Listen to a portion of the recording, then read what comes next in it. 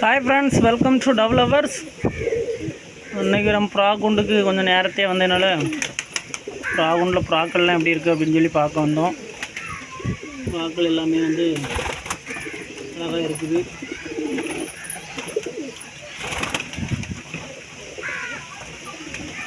நம்ம கொண்ட ஜட ப்ராக்களில் வந்து எந்த ப்ரா வந்து பெண் புறா இது ஆண் பிராணியே கண்டுபிடிக்க முடியல, அவ்வளோ அழகாக இருக்குது.